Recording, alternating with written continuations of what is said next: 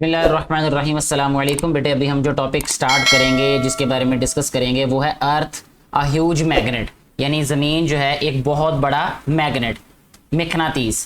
Chapter number 7 हम पढ़ रहे हैं और इस चैप्टर का नेम है इलेक्ट्रिसिटी एंड मैग्नेटिज्म।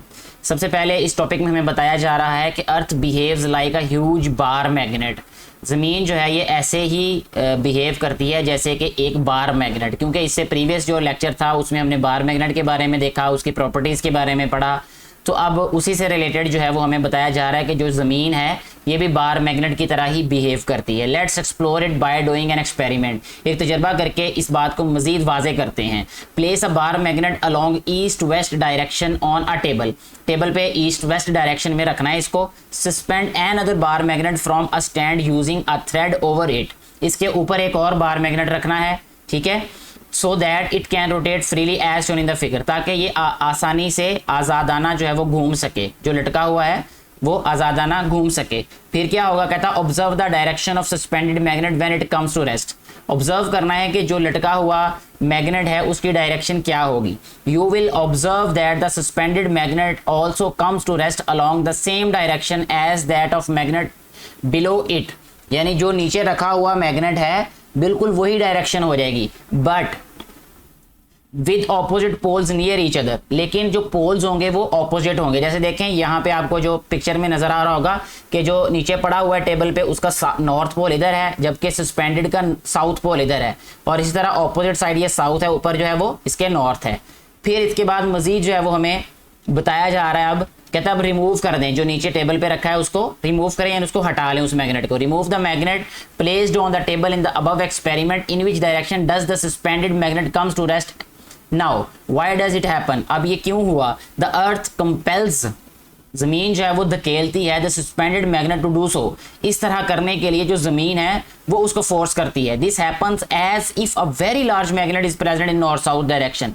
ये सिर्फ इसलिए होता है क्योंकि नॉर्थ साउथ डायरेक्शन में एक बहुत बड़ा मैग्नेट जो है वो मौजूद है इनसाइड द जमीन के अंदर, ठीक है, जो कि इसको इस काम के लिए मजबूर करता है या इस हरकत पे मजबूर करता है इसको। तो यहाँ कहते हैं कि the earth behaves like a huge bar magnet. ज़मीन जो है ये एक बहुत बड़े बार मैग्नेट की तरह ही बिहेव करती है। इसका मतलब कि ज़मीन के इस डायरेक्शन में साउथ पोल होगा और इस डायरेक्शन में क्या होगा, नॉर्थ पोल होगा।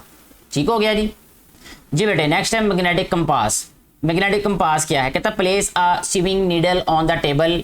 मेज़ के ऊपर एक स्विंग जो सिलाई करने वाली एक जो होती है नीडल होती है, सुई होती है, उसको रखना है। मेक इट अ मैग्नेट, इसको मैग्नेट बनाना है by rubbing it a few times in the same direction with north and south pole of a strong bar magnet. एक बार मैग्नेट की मदद, यानी बार मैग्नेट, किसी भी मैग्नेट के साथ आप कोई इस तरह की जो मेटेलिक कोई चीज़ अगर आप उसके साथ रब करें एक ही डायरेक्शन में तो वो मैग्नेटिक हो जाती है। अक्सर आपने देखा होगा कि जो स्क्रू ड्राइवर्स होते हैं, जैसे जिन्हें हम पेचकस कहते हैं आम जुबान में, अगर उसको भी आप किसी मैग्नेट के साथ थोड़ी देर के लिए रगड़ें 3 से 4 दफ़ा एक ही डायरेक्शन में तो वो भी मैग्नेटिक हो जाता है, ठीक है।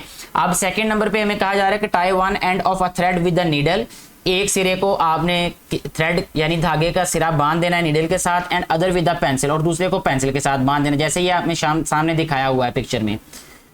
Suspend it in an empty glass as shown in the figure so that it can move freely, ताकि ये आसानी से मूव कर सके। Observe in which direction the needle comes to rest. अब ये देखना है कि जो नीडल है, जो सुई है, ये किस डायरेक्शन में रुकती है।